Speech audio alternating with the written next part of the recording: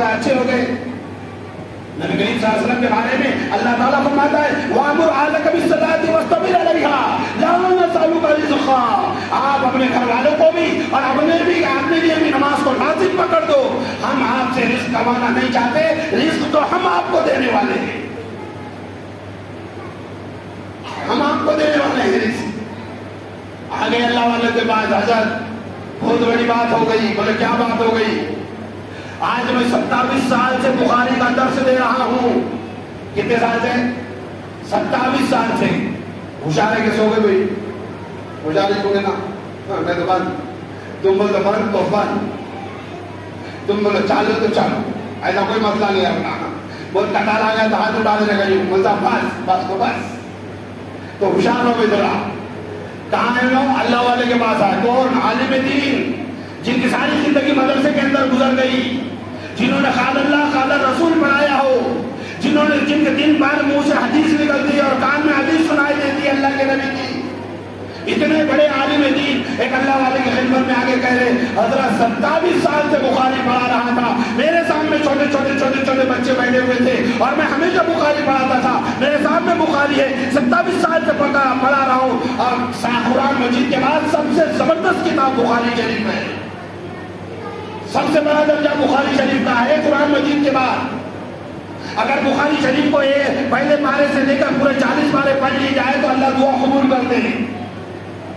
जब भी हालात आते ना मदारिस में, हम दारुल हैदराबाद में पढ़ते थे, हालात आए सब बच्चों को पकड़ के एक पारा बुखारी का पढ़ा के एक दिन में पूरी बुखारी खत्म करा के दुआ कराते थे। इतनी बड़ी किताब का दर्स दे रही, वजू के साथ है, ताजुद का एहतमाम है, 5 वक्त नमाजों की पाबंदी है। पहली सब में नमाज पढ़ने वाले नहीं बल्कि पढ़ाने वाले शेखुल हदीस है।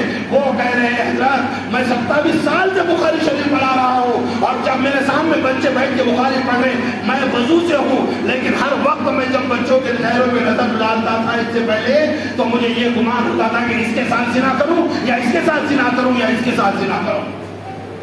ये हालत थी मेरी आपसे बैत होने से पहले। लेकिन जैसे मैं आपसे बैत हो गया उसके बाद अल्लाह ताला ने इन 20 दिनों के अंदर मेरी इस कैफियत को खत्म कर दिया। बताइए शेखुल हदीस को जब एक शेख की जरूरत हो सकती है तो क्या आज के आलिम को शेख की जरूरत नहीं हो सकती?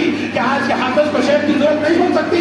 जब आज के आलिम को और आज के हाफिज को शेख की जरूरत हो सकती है तो बताइए क्या आप उलमा से बढ़ गए हैं? क्या आप हुफ़ाज़ से बढ़ गए हैं? क्या आप आलिम दीन से दर्जा बड़ा हो गया है? क्या हमें किसी शेख की जरूरत नहीं?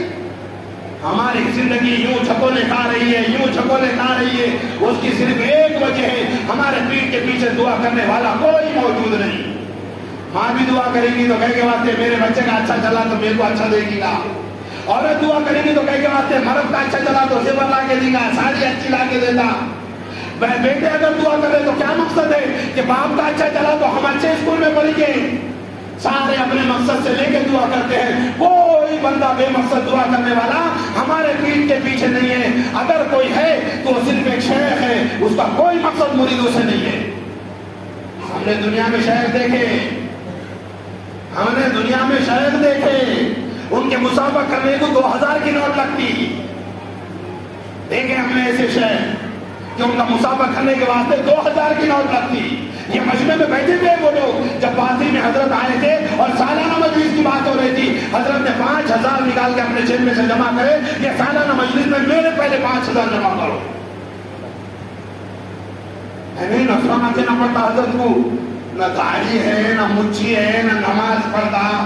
दिल में नमाज है, दिल में खाना खा लेना बाबा। औरत को बहन बना जा बोले भाई, हाँ औरत को बहन बना था। अल्लाह के नबी को क्या होता थे, एक को बहन नहीं बनाया लोग। ये शेख नहीं, ये गुमराही है, ये तबाही और बर्बादी है, ये ईमान का खारिज हो जाना है। ऐसे लोगों से बैत नहीं होती, उनसे बैत तोड़ ही देना पड़ता है। बैत होती नहीं वैसे लोगों से। शेख कामिल हो, शेख कामिल की अलामत क्या है? हजरत शेख ने शेख कामिल की हदीस तसव्वुफ के अंदर अलामत बताए, जब आप शेख के सोबत में बैठो तो आप दुनिया से बेफिक्र हो जाओ। 10 दिन एहतिकाफ में जाके देखो ना, हजरत के पास ना फोन इधर ना इधर की याद आती, ना बच्चों की याद आती, ना बेगम की याद आती, किसी की याद नहीं आती। एक दिन चलेगा आदमी बाहर तो रात में हेलो सोए क्या, हाँ تعلیم میں اٹھا لیتے. میں کتنی یاد آ رہی تمہاری ایک دن میں آج میں نیچے کے اوپر پسینے آ جاتے ہیں. یا 10 دن حضرت کے صحبت میں رہ کے دیکھو کسی کی یاد نہیں آتی. یہ شیخ کامل کی سب سے بڑی علامت ہے. شیخ کامل کی علامت یہ نہیں کہ ہوا میں اڑنے لگے. شیخ کامل کی یہ علامت نہیں کہ وہ دریا کے اوپر مصلی بچھا کر اس کے اوپر نماز پڑھنے لگے. یہ علامت شیخ کامل کی نہیں ہے. شیخ کامل کی سب سے بڑی علامت یہ ہے کہ اس کے صحبت میں بیٹھنے کے بعد آدمی دنیا سے بے فکر ہو جائے. تو ہمارے شیخ کی یہ علامت ہے. جب ان کے صحبت میں جاتے ہیں تو آدمی دنیا سے بے فکر ہو کے بیٹھ جاتا. آپ مجھے بتائیے جب اتنے بڑے لوگوں کو اللہ والوں کی ضرورت ہے. اچھا آپ رک جاؤ, میں اپنے کو اپنے ہندوستان کا بتا دیتا ہوں. اپنے ہندوستان کا اپنے پڑوسی ملک کا کون ہے بڑے ہمارے پڑوسی ملک اپنے ہندوستان کے بڑے عالم دین جو ہر وقت امت کے رہنما ہوتا ہے علماء ویسے تو, لیکن بڑے عالم دین جو لسٹوں میں گزرے ہیں مولانا حسین احمد مدنی ان کے شیخ موجود ہے. رشید احمد گندگوئی ان کے شیخ موجود ہے, انہوں بھی مرید ہے. علی میاں ندوی رحمۃ اللہ علیہ وہ خود شیخ ہے, ان کے بھی شیخ موجود ہے. مولانا کریم صدیقی صاحب جن کو اندر ڈال دیا گیا تھا, لاکھوں لوگ ان کے ہاتھ پہ ایمان لائے ہیں. کتنے لوگ؟ لاکھوں لوگ ایمان لائے ہیں ان کے ہاتھ میں. ہمیں تو پتا بھی نہیں کتنے لوگ ایمان لائے. یہ غیر پوری انکوائری کریں گے اس کے ہاتھ میں ایمان کتنے لوگ لائے. ایسے ان کے مرید ہیں کہ جب تک دن بھر میں ایک آدمی ایمان میں داخل نہیں ہوتا وہ کھانا نہیں کھاتے. ہم تو ایک کو نماز کو بھی نہیں لا سکے. تو ایسے 6-8 مہینے ان پہ گزر جاتے, ہر روز ان پہ ان کے ہاتھ میں ایک آدمی ایمان میں داخل ہوتا. سیٹ کے ملک کہنا ہے ان کا ایک مرید وہاں چلے گیا, 35 لاکھ لوگ اس کے ہاتھ میں ایمان میں داخل ہوئے. مولانا کریم صدیقی کے مرید کی بات کر رہا ہوں میں آپ کو. مولانا کریم صدیقی خود بیعت ہے مولانا علی میاں ندوی رحمۃ اللہ علیہ سے. فوج در فوج لوگ ایمان میں داخل ہوتے ہیں. کہ مولانا علی میاں ندوی رحمۃ اللہ علیہ نے لکھے کہ میری دادی اماں نے دعا کی تھی, اے اللہ میرے پوترے کو ایسا بنا کہ اس کے ہاتھ میں فوج در فوج لوگ ایمان میں داخل ہو. اپن کیا دعا کرتے ہیں؟ اے اللہ میرے بیٹے کو مال دے دے, حسن دے دے, جمال دے دے, عزت دے دے. اے اللہ اس کے گھر کوٹھے بڑے بڑے دے دے. اور یہاں کیا دعا کر رہی اللہ کی ولی ہے, اے اللہ میرے پوترے کو ایسا بنا دے کہ اس کے ہاتھ کے اوپر فوج در فوج لوگ ایمان میں داخل ہو.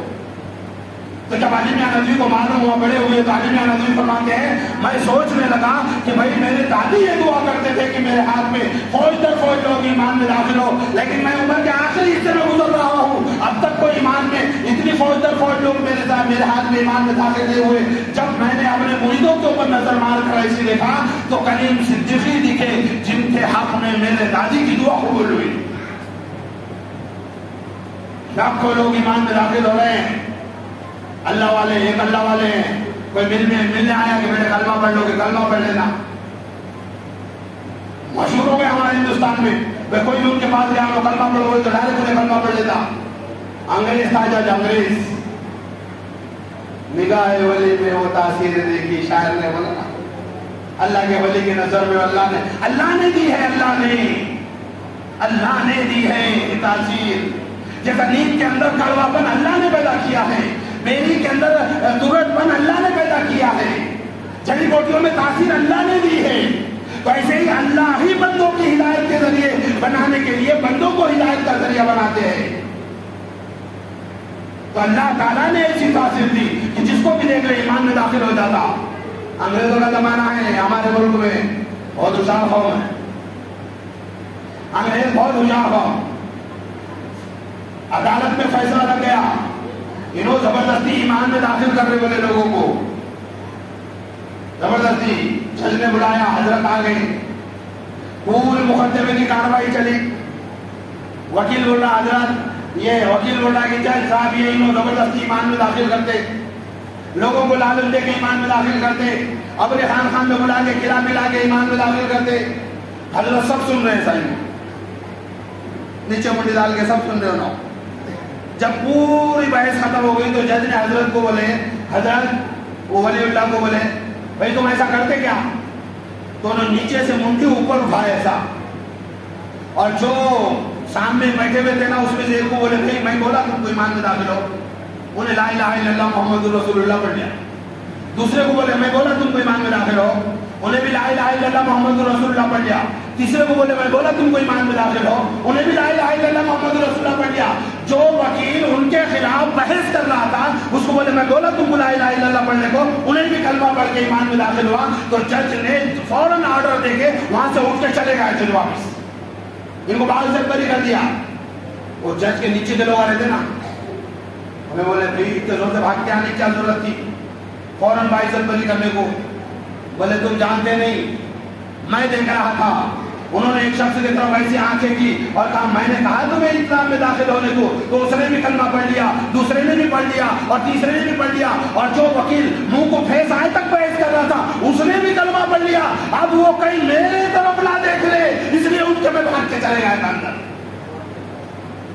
یہ ہے اولیاء کرام کی ذات. وہ چھو کر کے بتانے والے اولیاء کرام نہیں.